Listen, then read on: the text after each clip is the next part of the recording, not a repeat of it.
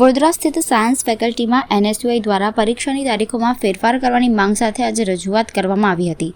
એનએસયુઆઈએ જણાવ્યા મુજબ F5 BSc ઓનર્સની પ્રથમ સત્રની પરીક્ષાઓ 8 ડિસેમ્બરથી શરૂ થઈ રહી છે, જ્યારે સત્ર 2ની પૂરક એટીકેટી પરીક્ષાઓ 6 ડિસેમ્બરથી શરૂ થાય છે, જેના કારણે કેટલાક વિષયોની પરીક્ષાઓ એક જ દિવસે આવી જતા વિદ્યાર્થીઓ ગંભીર મૂંઝવણમાં મુકાયેલા છે. એનએસયુઆઈએ જણાવ્યું કે એટીકેટી અને રેગ્યુલર બંને પરીક્ષાઓ એક જ તારીખે રહેતા વિદ્યાર્થીઓને 2 પેપરમાં તૈયારી માટે માત્ર 1 કલાકનો જ સમય મળે છે, જેના કારણે વિદ્યાર્થીઓ તણાવ અને ચિંતામાં આવી ગયા છે. તેથી પ્રથમ અથવા દ્વિતીય સત્રની પરીક્ષા તારીખોમાં જરૂરી ફેરફાર કરવામાં આવે તો વિદ્યાર્થીઓને મોટી રાહત મળશે.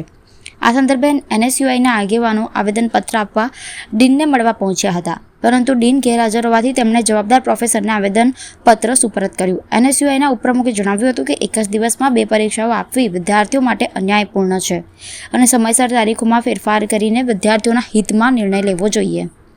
એનએસયુઆઈ વિદ્યાર્થી નેતા વસુ પટેલે પણ માંગણી કરી કે બંને પરીક્ષાની તારીખો પોસ્ટપોન કરીને નવું ટાઈમ ટેબલ જાહેર કરવામાં આવે કે જેથી વિદ્યાર્થીઓ યોગ્ય રીતે તૈયારી કરી શકે. એનએસયુઆઈ હંમેશા વિદ્યાર્થીઓ માટે લડતું આવ્યું છે અને હંમેશા એમની વાત સાંભળતું આવ્યું છે. આજરોજ આજે સાયન્સ ફેકલ્ટીની અંદર ડીન સરને આવેદનપત્ર આપવામાં આવ્યું છે કે જે સેમ 1 અને સેમ 2ની જે ટાઈમ ટેબલ ડિક્લેર કરવામાં આવ્યું છે એ બંનેની ડેટ સેમ છે. જ્યારે વિદ્યાર્થીઓ એટીકેટીની એક્ઝામ આપતા હોય અને એક જ દિવસે 2 પેપર આપતા હોય, બંનેનો ટાઈમિંગ ખાલી 1 જ કલાકની અંદર તેમને ટાઈમિંગ મળતો હોય છે. સવારે તેમને સેમ 2ની એટીકેટીની એક્ઝામ આપવાની અને સેમ 1 પછી બીજી એક્ઝામ. તો આ વિદ્યાર્થીઓ બહુ ખૂબ તણાવમાં આવ્યા છે. તેના લીધે આજે ડીન સરને આવેદનપત્રમાં આવ્યું છે કે બંને એક્ઝામો છે તે તેમની ડેટ પોસ્ટપોન કરવામાં આવે અને જે વિદ્યાર્થીઓના હિત માટે કાર્ય કરવામાં આવે. શું નામ તારું? વાસુ પટેલ, સાયન્સ ફેકલ્ટી પ્રમુખ.